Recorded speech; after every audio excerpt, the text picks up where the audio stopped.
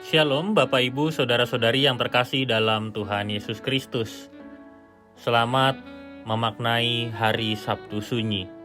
Dan kita akan merenungkan firman Tuhan yang diambil dari Pedoman Saat Teduh 4B GKI Residen Sudirman dengan tema Berharap di Tengah Ketidakpastian.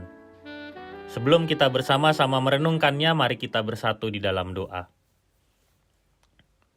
Tuhan yang penuh kasih, biarlah cinta kasih-Mu selalu menyertai kami semua, dan biarlah kami juga dapat menikmati bagian dalam firman-Mu ini, sehingga kami tidak hanya membaca atau mendengarkannya, tetapi kami juga dimampukan untuk melakukan di tengah hidup kami setiap hari.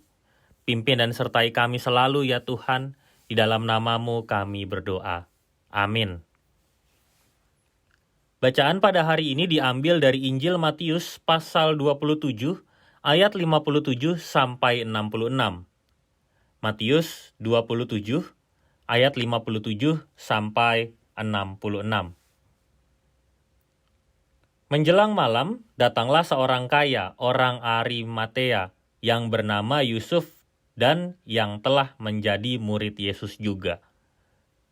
Ia pergi menghadap Pilatus dan meminta mayat Yesus. Pilatus memerintahkan untuk menyerahkannya kepadanya. Dan Yusuf pun mengambil mayat itu, mengapaninya dengan kain lenan yang putih bersih, lalu membaringkannya di dalam kuburnya yang baru, yang digalinya di dalam bukit batu, dan sesudah menggulingkan sebuah batu besar ke pintu kubur itu, pergilah ia. Tetapi Maria Magdalena dan Maria yang lain tinggal di situ, duduk di depan kubur itu.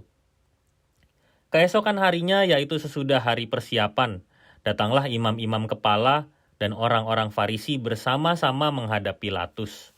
Dan mereka berkata, "Tuan, kami ingat bahwa si penyesat itu sewaktu hidupnya berkata, 'Sesudah 3 hari aku akan bangkit.' Karena itu perintahkanlah untuk menjaga kubur itu sampai hari yang ketiga. Jikalau tidak, murid-muridnya mungkin datang untuk mencuri dia, lalu mengatakan kepada rakyat, ia telah bangkit dari antara orang mati. Sehingga penyesatan yang terakhir akan lebih buruk akibatnya daripada yang pertama." Kata Pilatus kepada mereka, "Ini penjaga-penjaga bagimu. Pergi dan jagalah kubur itu sebaik-baiknya." Maka pergilah mereka, dan dengan bantuan penjaga-penjaga itu, mereka memeterai kubur itu dan menjaganya.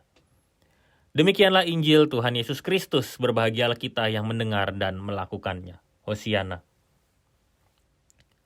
Berharap di tengah ketidakpastian tentu sangat tidak mudah.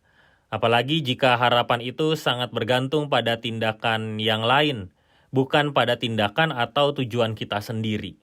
Berharap menjadi sangat menyakitkan jika pada akhirnya tidak terwujud di kemudian hari. Inilah kira-kira gambaran perasaan para murid dan semua orang percaya ketika mereka menantikan dan berharap akan kebangkitan Yesus Kristus pada hari yang ketiga. Sabtu Sunyi menjadi momen untuk setiap orang percaya menguatkan harapannya kepada Tuhan. Hari-hari persiapan adalah sebutan untuk hari-hari sebelum untuk perayaan Paskah. Perayaan Paskah merupakan perayaan rutin tahunan yang memang sudah dilakukan oleh bangsa Israel dalam upaya mengenang dan merayakan kebebasan dari Mesir. Banyak orang kemudian tidak berfokus lagi pada kematian Yesus Kristus, mengingat mereka harus melakukan berbagai aktivitas pada hari-hari persiapan tersebut, sebab mereka menganggap kehadiran Yesus hanya sebatas berita biasa dan bukan tentang pemberitaan keselamatan. Dalam bacaan kita pada hari ini kita dapat menyaksikan dua sikap ketika sedang berharap. Sikap yang ditampilkan oleh Yusuf dari Arimatea dan serta Maria Magdalena dan Maria yang lain merupakan sebuah sikap yang patut dicontoh dalam upaya kita menghayati Sabtu Sunyi. Di dalam hari-hari berharap ini, mereka juga berupaya untuk melakukan yang terbaik bagi Yesus. Yusuf yang dalam catatan Injil Matius memberikan hal yang terbaik yang dapat ia lakukan, yaitu membaringkan Yesus di dalam kubur yang baru.